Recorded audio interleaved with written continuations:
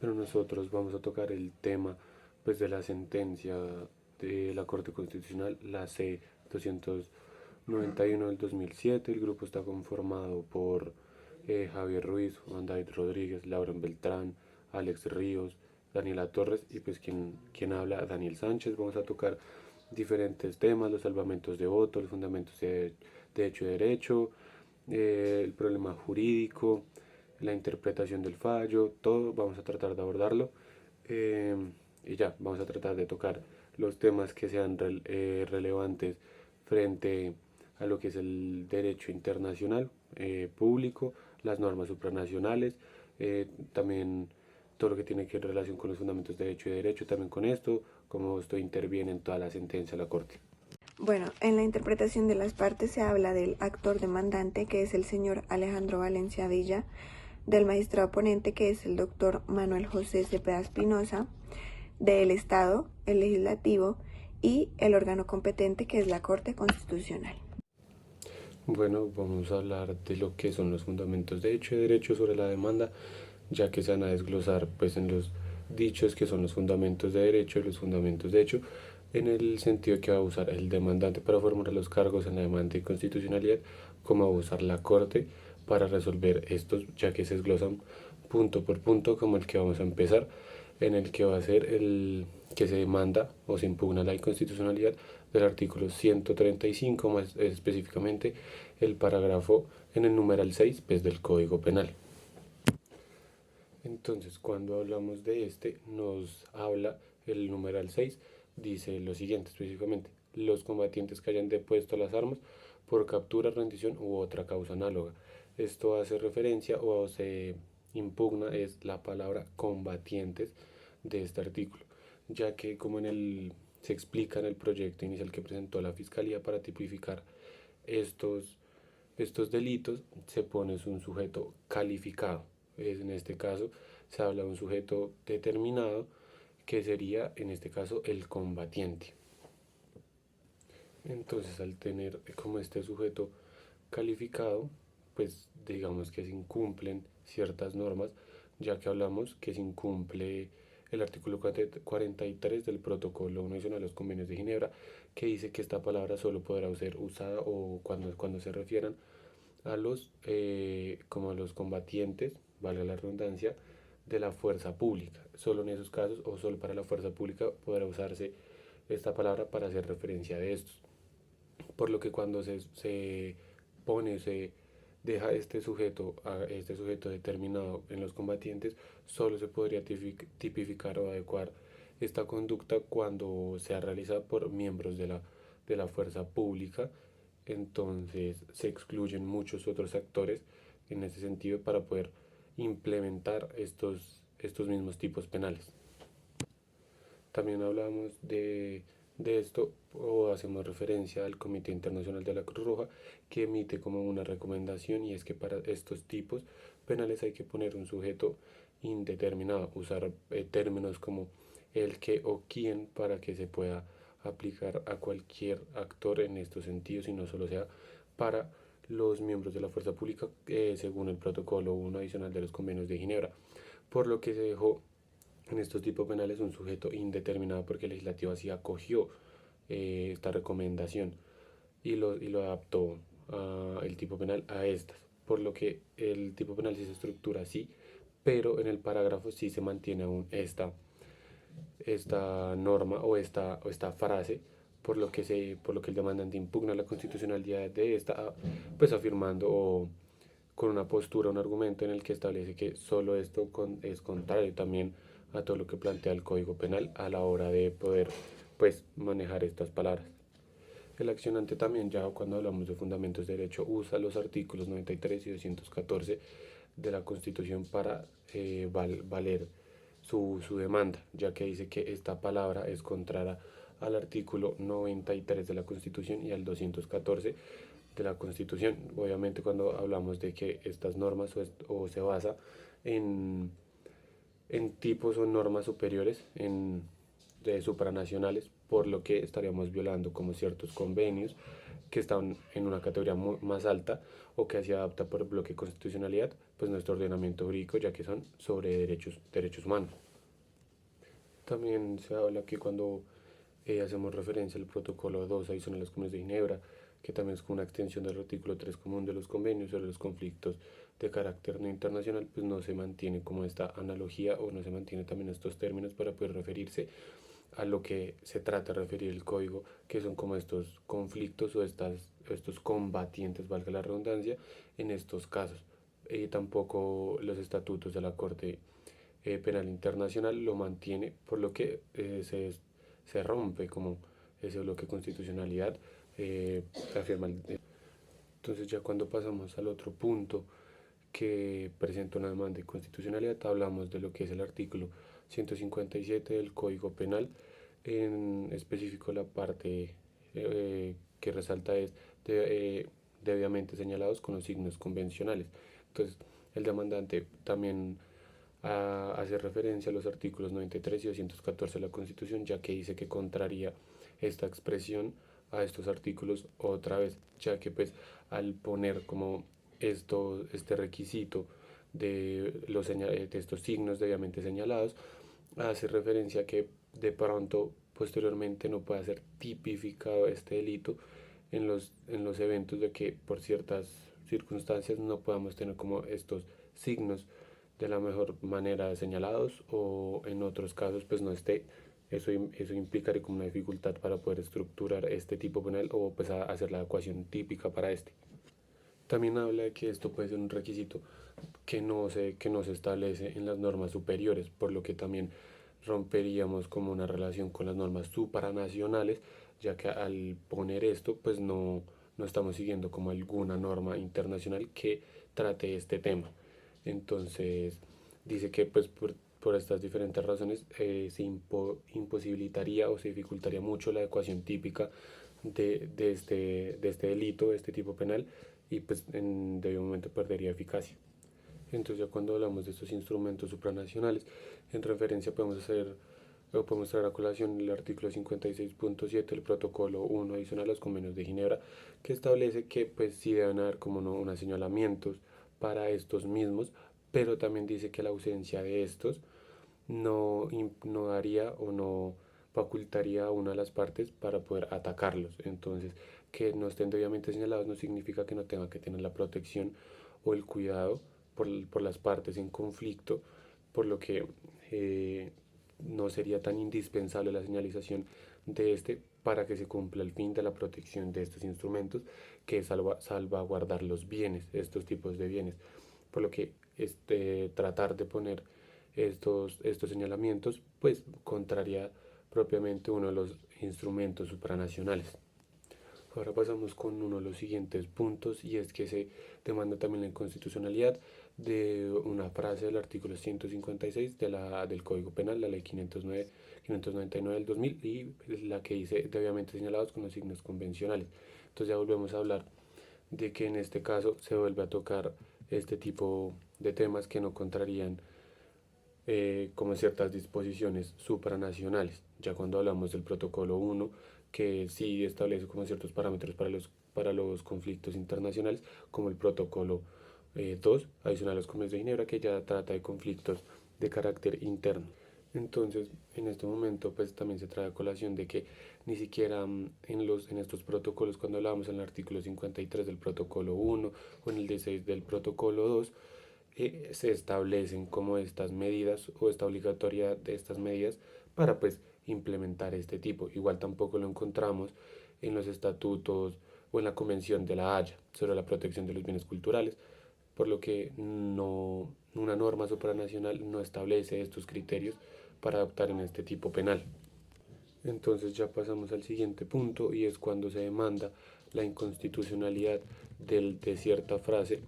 del Código Penal, pues la ley 509 del 2000 y es del artículo 148 que dice a la otra parte. Ya para finalizar pues también se trata o hace alusión a los mismos artículos de, pues de la Constitución del 93 de la Constitución y el 214. Entonces dice que también conforme a este artículo 93 de la Constitución Política, pues se deben respetar, pues también conforme al artículo 214, pues que se exige de cierto, que nos exige cierto comportamiento para que el rehén sea liberado o se atente con su integridad en un estado, en el estado. Entonces tampoco en una organización internacional o una persona natural o jurídica. Por último, también se demanda la inconstitucionalidad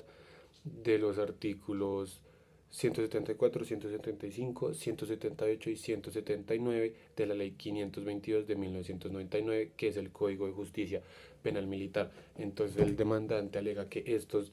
delitos consagrados contra la población civil no pueden ser de competencia penal militar, pues la destrucción de estos bienes protegidos, el saqueo, la exacción y las contribuciones ilegales no son actos propios del servicio ni están relacionados como se exige en el artículo 121 de la Constitución. Tampoco es una tarea que sí se le atribuye un desarrollo legítimo de la fuerza, ni nada, por lo que pues no está en relación con estos mismos artículos.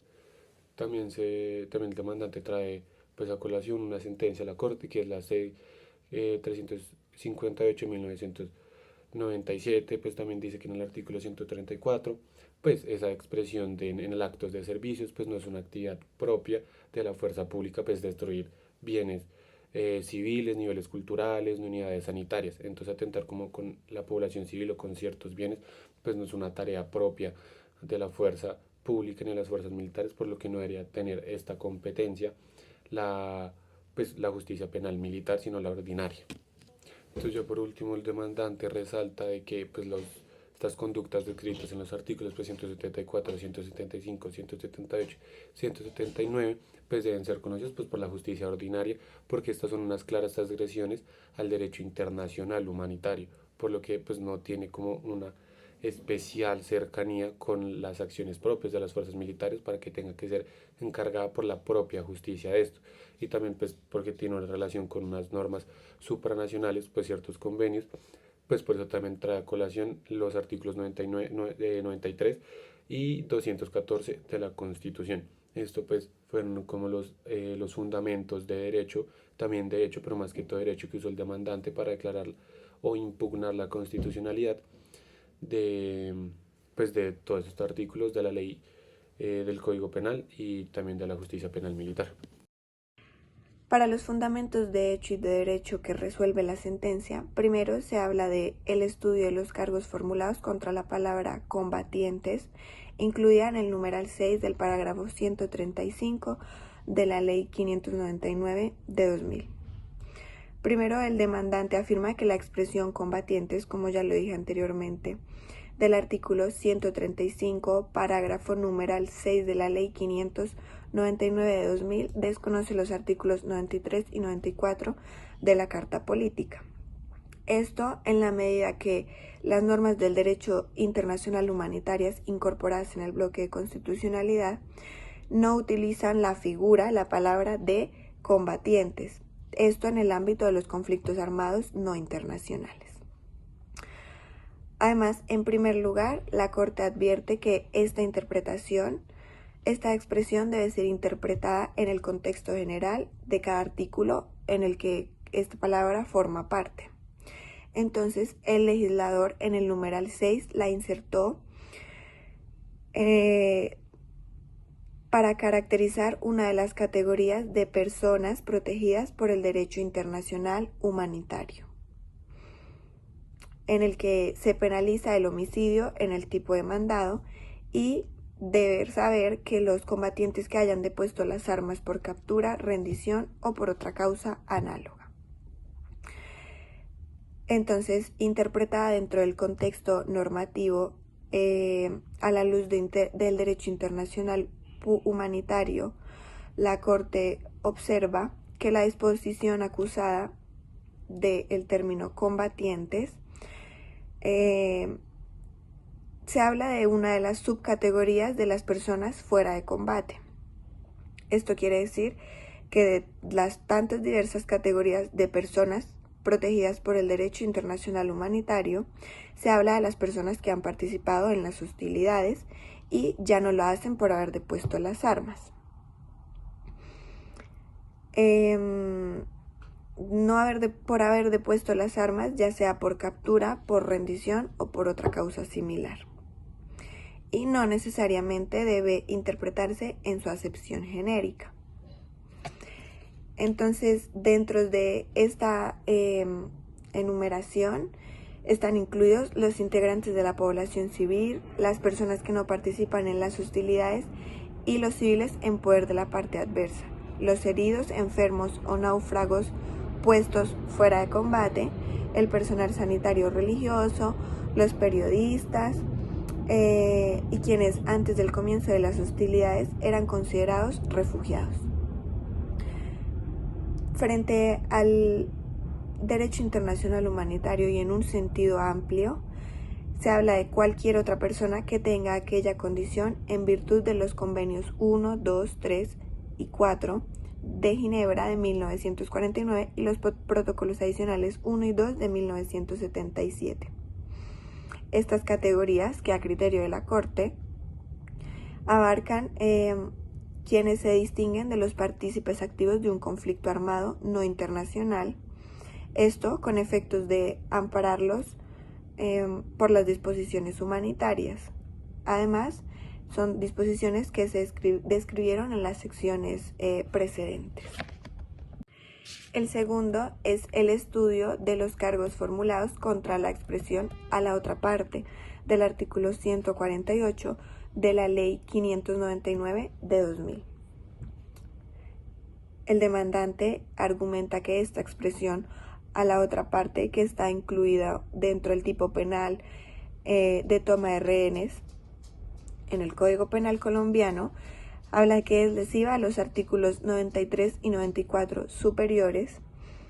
en la medida que en las disposiciones del bloque constitucional que tipifican esta conducta no se incluye este requisito, por lo que la legislación nacional reduce el ámbito de protección del tipo penal. Para resolver el problema jurídico planteado por este cargo, la Corte precisa que Colombia es parte de la Convención Internacional contra la Toma de Rehenes, que fue ratificada mediante la Ley 837 de 2003 y que es sujeta a revisión previa de la Corte Constitucional en la sentencia C-405 de 2004,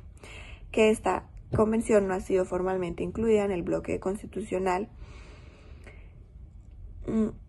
con base en la definición consuetudinaria del crimen internacional de toma de rehenes. La Corte Penal Internacional observa que efectivamente existe razón al peticionario cuando afirma que el requisito consistente en las exigencias para liberar o preservar la seguridad del rehén se dirijan a la otra parte en un conflicto armado no internacional.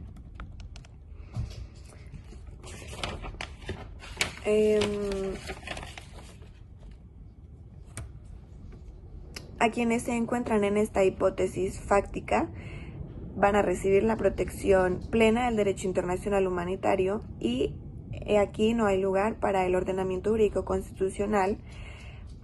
para los elementos que justifiquen reducir el grado de protección previsto por la tipificación del crimen de guerra, y la Sala Penal concluye que se ha desconocido el requisito acusado. El bloque de constitucionalidad en los artículos 93 y 94 superiores, así como el artículo 28 de la Constitución, consagran que el derecho fundamental a la libertad personal, que se ve protegido directamente por esta garantía fundamental del principio humanitario. El tercero es el estudio de los cargos formulados contra la expresión debidamente señalados con los signos convencionales de los artículos 156 y 157 de la Ley 599 de 2000. En la presente, el actor argumenta que la utilización por parte del legislador de la expresión, abro comillas, debidamente señalados con los signos convencionales en los artículos 156 y 157 de la Ley 599 de 2000, en los que se tipifica respectivamente los delitos de destrucción o utilización ilícita de bienes culturales y de lugares de culto y de ataque contra obras e instalaciones que contienen fuerzas peligrosas, lesionando nuevamente los artículos 93 y 94 de la Carta Política. En cuanto a las normas de derecho internacional humanitarias que están incluidas en el bloque de constitucionalidad, las cuales tipifican estos crímenes a nivel internacional, no consagran este requisito de señalización. Lo que quiere decir que la legislación nacional reduciría el ámbito de protección al bloque de constitucionalidad en este ámbito. Y entonces, al restringir este ámbito de protección que es provisto por estas garantías, reflejan principalmente el principio de distinción, y las normas acusadas contrarian los artículos 93 y 94 y el 124 y el 214 de la Carta Política. Por último, el cuarto son los cargos contra los artículos 174, 175, 178 y 179 de la Ley 599 de 2000. La jurisprudencia constitucional ha establecido de forma clara, reiterada y uniforme que las razones que sustentan los cargos de inconstitucionalidad deben cumplir con determinados requisitos que permitan el cumplimiento de las finalidades de la acción pública, en tanto el ejercicio democrático a través de los cuales los ciudadanos concurren ante el tribunal en defensa de las disposiciones de la Carta Política. El tribunal desde este punto ha considerado que la construcción de un cargo de inconstitucionalidad debe cumplir con diferentes condiciones como la claridad, la certeza, la especificidad, la pertinencia y la suficiencia. Hablando de certeza, se habla de la certeza de los argumentos de inconstitucionalidad que hacen referencia a los cargos que se dirijan contra una proposición normativa, que efectivamente debe estar contenida en la disposición acusada y no sobre una distinta inferida por el demandante. Esto hace parte de las normas que no fueron objeto de demanda. Entonces, para finalizar, lo que exige este requisito es que el cargo de inconstitucionalidad cuestione un contenido legal verificable a partir de la interpretación del texto que es acusado. Bueno, entonces ahora yo les voy a hablar sobre el marco legal y las normas usadas en esta sentencia. La primera de ellas es el principio de distinción, el segundo es el artículo primero adicional de la Convención de Ginebra, esto es el ingreso al derecho internacional de esta norma. La tercera es el artículo tercero común de los convenios de Ginebra, también el ingreso al derecho internacional. El cuarto es el protocolo adicional segundo, las armas no convencionales, y por último el ius cogens. Ahora bien, les voy a hablar sobre el principio de distinción y les voy a explicar por qué esta hace parte del marco legal de la sentencia. El principio de distinción cobija no solamente a los civiles que se encuentran presenciando estos actos en el conflicto de algún país, sino que también esto como que agrega y cobija a los no combatientes. ¿Esto qué quiere decir? Que también dentro de esta protección que brinda este principio se encuentran los combatientes que dejaron sus armas o que ya no combaten por ciertos puntos, como es el estar en poder de otro actor armado que otro combatiente lo hubiera tomado como rehén o algo de este tipo. Lo segundo es el no poder defenderse. El tercero es haber expresado en forma clara su intención de rendirse. Es la rendición, el estar enfermo o herido. Y el primero pues es el secuestro o estar capturado por otro actor del conflicto. Ahora bien, el artículo tercero común de las Convenciones de Ginebra y en su artículo tercero del protocolo adicional segundo, esto se ha convertido en derecho consuetudinario, ya que se ha venido aplicando en distintos tribunales, como lo son tribunales penales, como lo son el de los países de Ruanda y Yugoslavia. en el marco de los conflictos armados para la protección, como se expresa en el artículo 3º común a los convenios de Ginebra. Ahora también voy a hablarles sobre el derecho internacional humanitario y el mismo derecho consuetudinario, ya que este brinda especial protección a personas y bienes que pueden estar siendo vulnerados por los efectos nocivos que produce la guerra. Entonces, este derecho internacional humanitario convencional y consuetudinario lo que brinda es especial protección para estas personas y los bienes que pueden sufrir distintos daños. Dentro de estos bienes y personas se encuentra el personal y bienes médicos, sanitarios y religiosos. Segundo, el personal y los bienes de socorro humanitario. Tercero, el personal y los bienes de las misiones de mantenimiento de la paz. Y los periodistas, los bienes culturales y las instalaciones que contienen fuerzas peligrosas. Aquí un ejemplo claro que puedo poner es el de la Cruz Roja. Digamos que esto es un grupo neutral, el cual brinda apoyo para las personas que se encuentran en el marco de estos conflictos, para brindar ayudas humanitarias, para brindar medicina, comida, hidratación, entre otras cosas. Ahora bien, ¿por qué el derecho consuetudinario es tan importante y por qué algunas de las normas mencionadas anteriormente entran directamente en este derecho consuetudinario? Es una pregunta que nos planteamos y la respuesta es muy fácil, y es que en el marco de estos conflictos armados, inclinándonos un poco más hacia los conflictos internos, como el conflicto colombiano, es que a diferencia del derecho común y corriente, el derecho consuetudinario regula con mayor detalle, con más precisión, la protección y el desarrollo de estos mismos conflictos armados. Como que se desarrolla de una mejor manera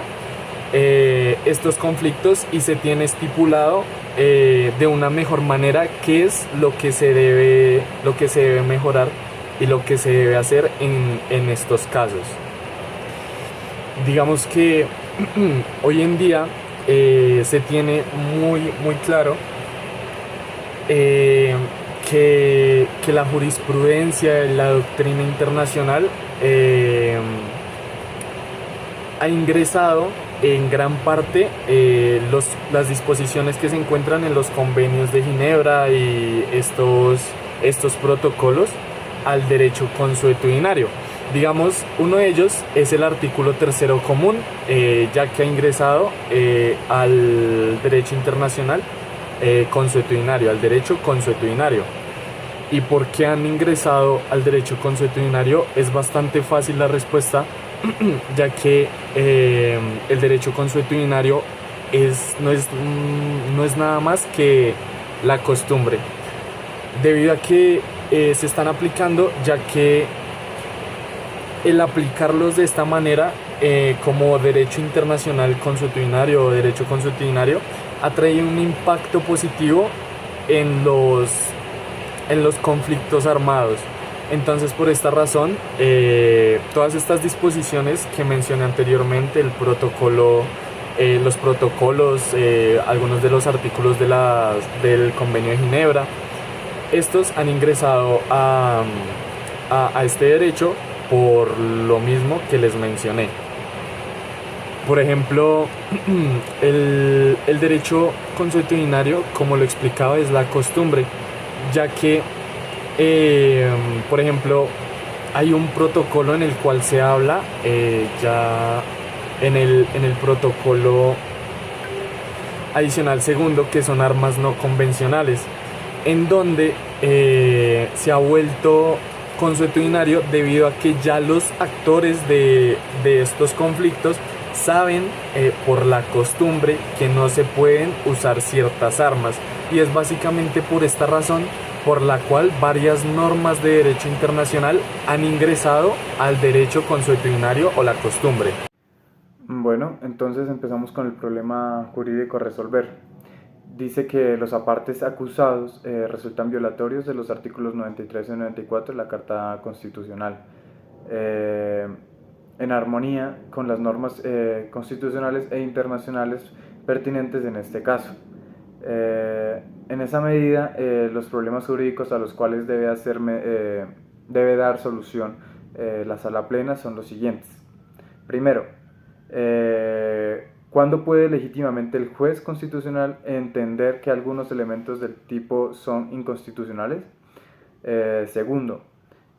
¿cuáles son las funciones y el ámbito de aplicabilidad del bloque de constitucionalidad en tanto referentes para el control constitucional de las normas legales que consagran los tipos penales? Tercero, es violatoria de los artículos 93 y 94 de la Constitución, en armonía con el derecho a la vida, la utilización por el legislador del término combatientes en el artículo 36. Cuarto, resulta violatoria de los artículos 93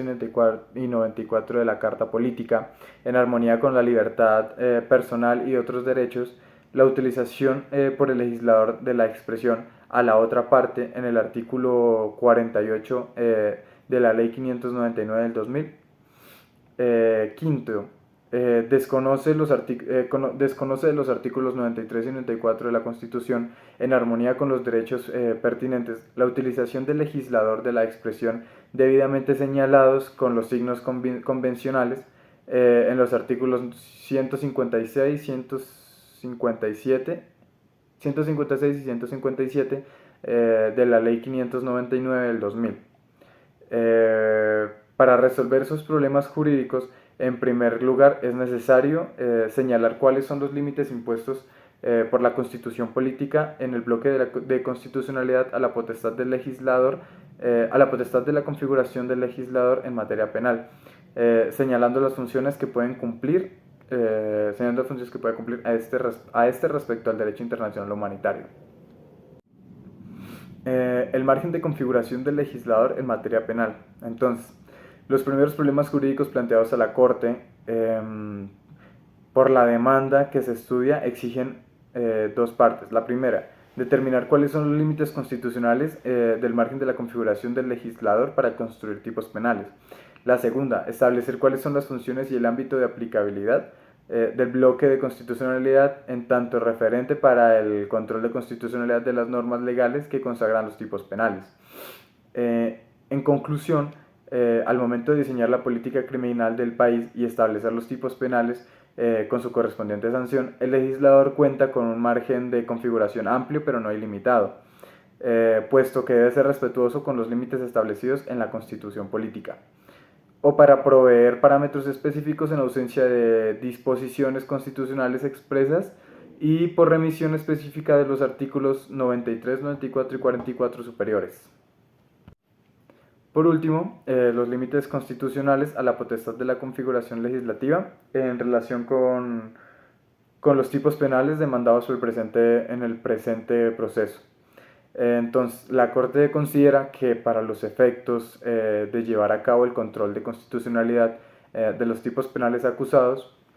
es necesario por mandato los artículos 93 y 94 superiores, acudir a las disposiciones del derecho internacional humanitario que conforman parte del bloque de constitucionalidad en efecto de la sentencia C-225 de 1995. En este caso, se habrá que acudir al derecho internacional humanitario en función integradora como parte del bloque de constitucionalidad, puesto que si bien la Constitución política incorpora principios cardinales como el de la dignidad humana en el artículo primero o el de la primacía de los derechos fundamentales en el artículo quinto, que a su vez nutren los pilares centrales del derecho internacional humanitario. También es necesario establecer exactamente cuáles son los elementos del derecho internacional humanitario, ya que son directamente aplicables al caso presente. La Sala Plena considera indispensable detenerse brevemente en la definición y la caracterización del derecho internacional humanitario,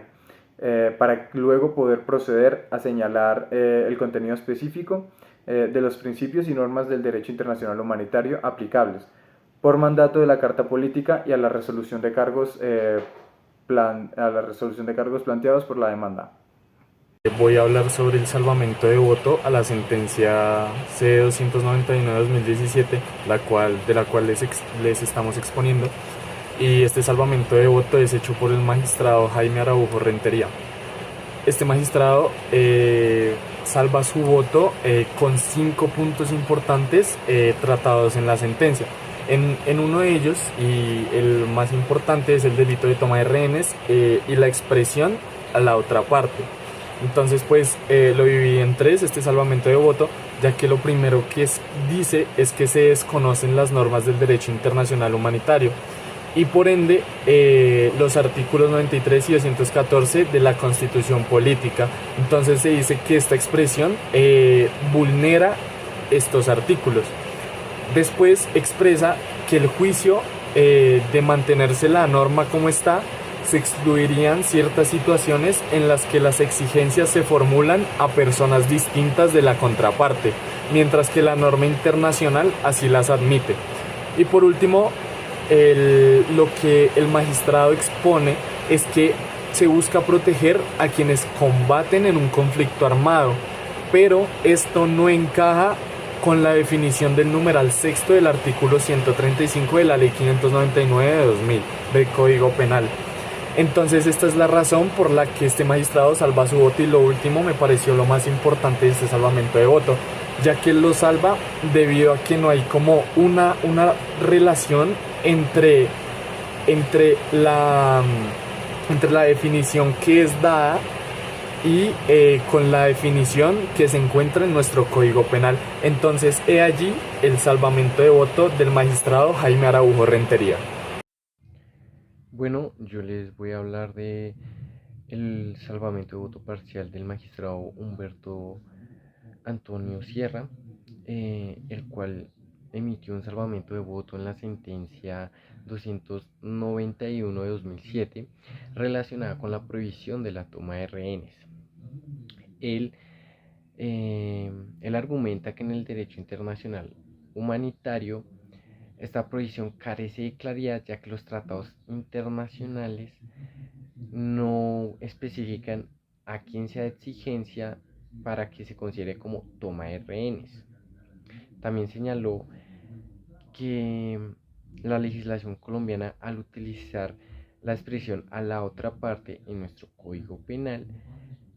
no contradice ningún tratado internacional de derecho humanitario ni a la Convención contra la Toma de Rehenes de 1979.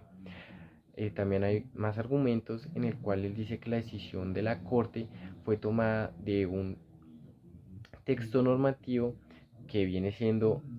los elementos de los crímenes, que viene del Estatuto de Roma, el cual no es aplicable en Colombia, ya que la expresión a la otra parte no se puede distinguir la toma de rehenes. No se puede distinguir de la toma de rehenes del secuestro extorsivo en nuestro país. Bueno, yo les voy a explicar los motivos del fallo. En primer lugar, tenemos que se declara exequible la expresión combatientes contenida en el numeral 6 del artículo 135 de la Ley 599 del 2000. Ya que dicha expresión debe entenderse en el sentido general del artículo, ya que el legislador insertó en el numeral 6 del párrafo del artículo 135 pues esta categoría como para categorizar lo que serían las personas protegidas por el derecho internacional humanitario, y pues cuyo homicidio se penaliza en el tipo demandado. Esta sería la explicación del primero. En segundo lugar, tenemos que se declara inexequible la expresión a la otra parte. Esta es contenida en el artículo 148 de la Ley 599 del 2000. Bueno, esta expresión se declara inexequible debido a que es contraria a los artículos 93, 94 de la Constitución Política de Colombia, y asimismo también con el artículo 28 superior, que consagra el derecho fundamental a la libertad personal, el cual se ve protegido directamente por esta garantía fundamental del principio humanitario. Y bueno, en consecuencia de conformidad con lo contenido de la garantía fundamental de la toma de rehenes, que es una norma jus cogens a partir de la adopción de la presente providencia. La configuración del delito de toma de rehenes no requiere en el ordenamiento penal colombiano que las exigencias formuladas para la liberación o la preservación de la seguridad de rehenes se dirija directamente a la contraparte del conflicto. Tales exigencias podrán ser dirigidas a terceros, que puede ser un Estado, una organización internacional, una persona natural o jurídica, un grupo de personas, sin que para ello se desnaturalice el delito en cuestión. Bueno, esto fue la explicación de la segunda decisión. Ahora pasaré a dar la explicación de la tercera. Esta se declara inexequible en cuanto a la expresión debidamente señalados con los signos convencionales que están contenidos en el artículo 156 y 157 de la Ley 599 de 2000. Bueno, estos cargos de inconstitucionalidad son acertados. Siguiendo un razonamiento similar al que ha orientado la resolución de cargos precedentes, la Corte declara inexequible la expresión debidamente señalados con los signos convencionales de los artículos 156 y 157. Demandados, puesto que según se explicó en los artículos 6.1 y 6.2 de la sección D de esta provincia, este requisito no está incluido dentro de las normas convencionales, constitucionarias, de derecho internacional humanitario, que protegen los bienes culturales y las obras o instalaciones que contienen fuerzas peligrosas. En consecuencia, la introducción del requisito de señalización del tipo penal que se estudia restringe el alcance de las salvaguardas internacionales aplicables, puesto que se excluirá del ámbito de protección de esta norma a los bienes culturales, religiosos, a las obras o instalaciones que contienen fuerzas peligrosas que no se encuentren señalizados. Bueno, ya por último les voy a dar la explicación del fallo cuarto, donde se declara inhibida para proferir un fallo de mérito en relación a los artículos 174, 175, 178 y 179 de la Ley 522 de 1999, por impetud sustantiva de la demanda.